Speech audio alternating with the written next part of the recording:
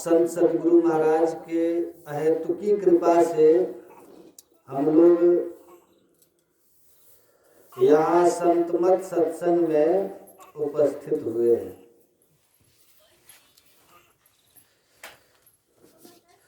संत पलटू साहब ने कहा है, पूरब पुण्य प्रकट भयो, सत्संग के बीच में आए पड़ी,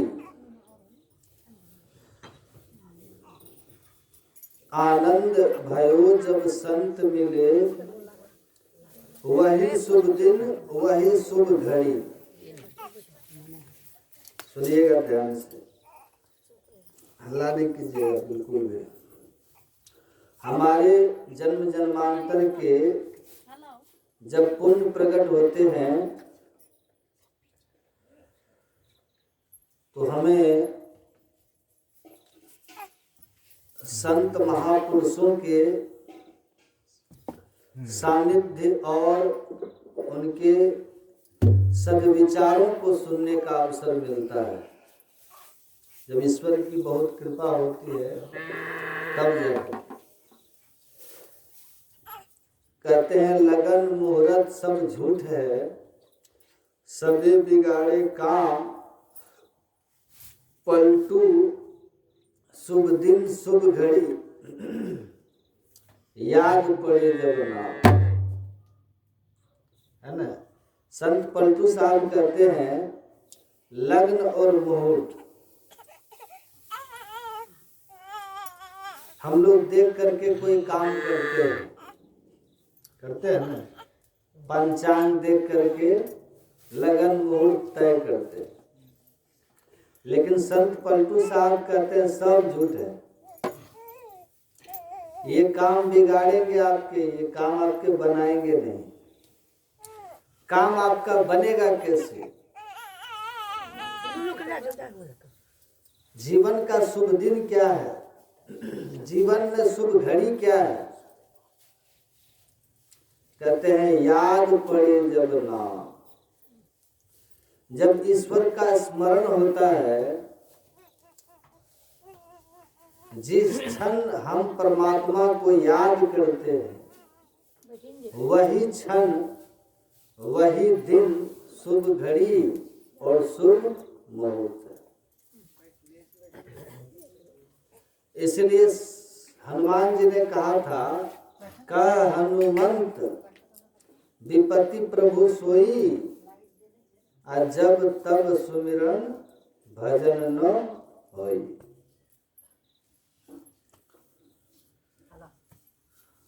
हनुमान जी कहते हैं कि हे प्रभु, विपत्ति जीवन में वही है, विपत्ति दुख का क्षण जीवन का कहते हैं वही है जब हम भगवान को भूले रहते हैं। भगवान को भूल जाना ही जीवन में सबसे बड़ी विपत्ति। अब भगवान को याद करना ही सबसे बड़ा संपत्ति। इसलिए संत कबीर साहब कहते हैं, सुख के माथे सिल पड़े, जो नाम हृदय से जाए, बलिहारी व दुख की पल पल नाम रटा। कहते हैं, अगर परमात्मा को हम भूल गए हैं, परमात्मा को अगर हम भूल गए हैं, तो ऐसा सुख को आप दुख ही समझिए। अगर आप परमात्मा को भूले हुए हैं और सुख में हैं, तो कहते हैं ऐसा सुख को आप दुख ही समझिए। आप वह सुख दुख रूप है, जिस सुख में ईश्वर को आप भूले हुए, कहते हैं वो सुख दुख है। विपत्ति का क्षण समझो, वो सुख को दुख ही समझो।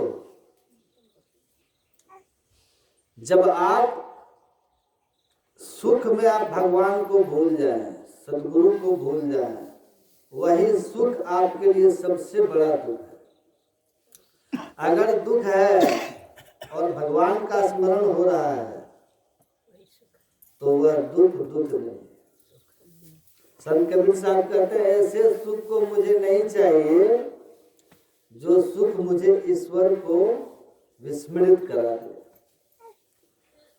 हम तो ऐसा सुख चाहते हैं जिसमें ईश्वर याद रहे। अगर वह ईश्वर का स्मरण, ईश्वर का नाम दुख में याद आए तो हमें दुख ही चाहिए। आप लोगों ने सुना होगा या पढ़ा होगा, महाभारत में एक प्रसंग है, भागवत में भी इसकी चर्चा है कि जब महाभारत का युद्ध जो कौरव और पांडवों के बीच में लड़ा गया था समाप्त हो गया, पांडव जीत गए, जिनके पक्ष से भगवान श्री कृष्ण थे। तो अपनी फुआ जो पांडवों की माँ थी, कुंती ना नाम था, तो भगवान कृष्ण जाकर के उनको प्रणाम करके कहते हैं कि फुआ आप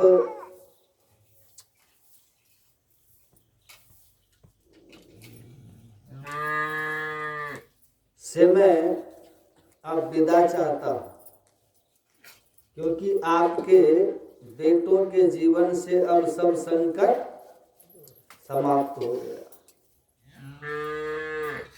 है ना, सब संकट समाप्त हो गया। तो जब अब आपका पुत्र जो है वो राजा बन गया है, तो पुत्र आपका राजा बन गया, इनके सारे शत्रु मारे जा चुके हैं, अब कोई इनके जीवन में दुख विपत्ति नहीं है, कोई दुख विपत्ति नहीं है। तो मैं अब चलता हूं। माता कुंती कहती है, हे कृष्ण, मेरे जीवन में जब तक दुख था,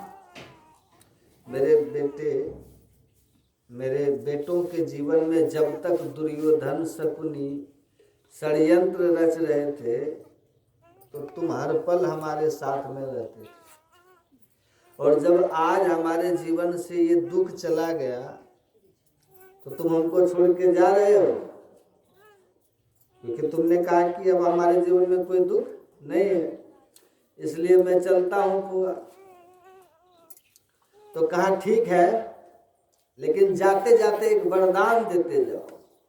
कहा क्या वरदान चाहिए फुआ? कहा फुआ मांग लो जो चाहिए। तो देखिए माता कुंती क्या मांगती है, हे कृष्ण, मुझे यही वरदान दो कि मेरे जीवन से दुख का अंत न हो, और ताकि तुम्हारा साथ हमको मिलता रहे। मैं ऐसा सुख लेकर क्या करूंगी जिसमें भगवान ही साथ छोड़ जाए। जिस सुख में भगवान साथ छोड़ जाते हो, अगर दुख में ही भगवान साथ थे, तो तुम मुझे वरदान यही दो कि मेरे जीवन से दुख का अंत ही न हो और तुम्हारा साथ हमसे नहीं छूटे। यह दुनिया के किसी भी ग्रंथ में किसी भी व्यक्ति के द्वारा ऐसा वरदान आज तक नहीं मांगा गया जो माता कुंती भगवान कृष्ण से मांगी थी कि आप हमको दुख दे दीजिए, लेकिन साथ रहो। वो सुख नहीं चाहिए जब आपका हम साथ छोड़ देते हैं। तो संसार में संत कबीर साहब कहते हैं कि अगर दुख ईश्वर का स्मरण कराए, हमारे वृत्ति को ईश्वर से जोड़े, परमात्मा से जोड़े, तो वो दुख अच्छा है। और जो सुख हमको परमात्मा से दूर कर दे, वह सुख दुख रूप है। इसलिए हनुमान जी कहते हैं कि विपत्ति का क्षण समझो, उस सुख को विपत्ति ही समझो, जिस सुख में आप ईश्वर को भूले हुए।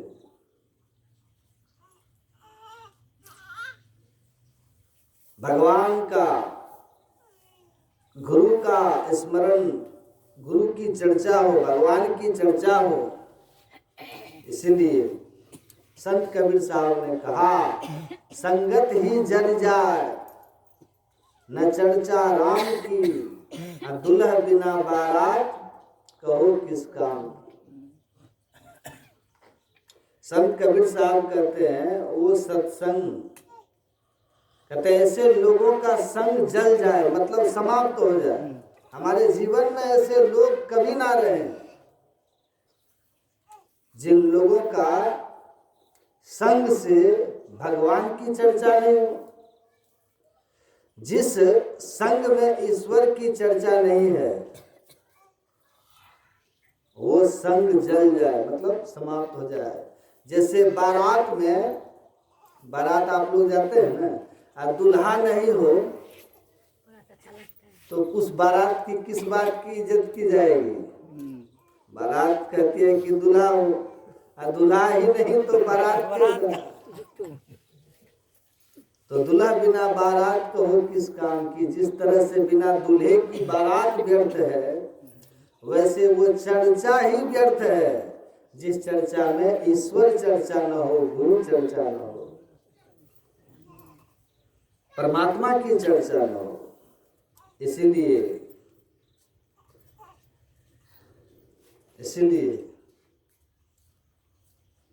भगवान कहते हैं, हे मनुष्यों, ईश्वर को जानने के लिए पहले सत्संग करो,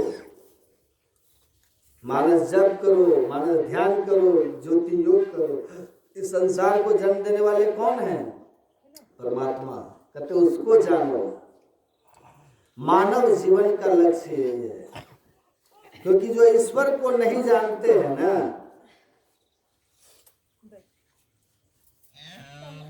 वे मायाबद्ध रहते हैं, माया में बंधे रहते हैं। और आप लोग स्तुति में गाते हैं ना कि मायाबद्ध जीव आवागमन के चक्र में पड़ा रहता है। इस प्रकार रहना सब जीव के दुखों का कारण है, जीव के सब दुखों का कारण है।